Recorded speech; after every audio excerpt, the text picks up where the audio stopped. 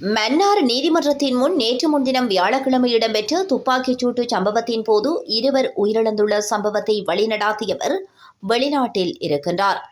அவருக்கு எதிராக சிவப்பு எச்சரிக்கையை பெற்றுள்ளதாக பதில் போலீஸ் மா அதிபர் சட்டத்தரணி பிரியந்த வீரசூரிய தெரிவித்துள்ளார். கொழும்பில் நேற்று இடம்பெற்ற ஊடக சந்திப்பின் போதே பதில் போலீஸ் மா அதிபர் இவ்வாறு தெரிவித்தார். மேலும் அவர் கருத்து தெரிவிக்கையில், மன்னார் நீதிமன்றத்தின் முன்னால் நேற்று முன்தினம் வியாழக்கிழமை இடம்பெற்ற துப்பாக்கிச் சூட்டு சம்பவத்தின் போது இருவர் உயிரிழந்துள்ளனர். மாட்டுவண்டி சவாரியை அடிப்படையாக கொண்டு முரண்பாடு காணப்பட்டது.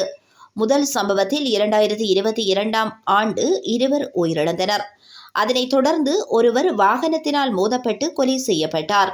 2023ஆம் ஆண்டு இருவர் துப்பாக்கிச் சூட்டுக்கு இலக்காகி உயிரிழந்தனர். இறுதியாக நேற்று முன்தினம் வியாழக்கிழமை மன்னார் நீதிமன்றத்திற்கு முன் இடம்பெற்ற துப்பாக்கிச் சூட்டு சம்பவத்தில் உயிரிழந்த இருவரும் முதலாவதாக இடம்பெற்ற இருவரின் மரணம் தொடர்பில் சந்தேக நபர்களாவர். எவ்வாறாக இருந்தாலும் அதை ஏற்றுக்கொள்ள முடியாது.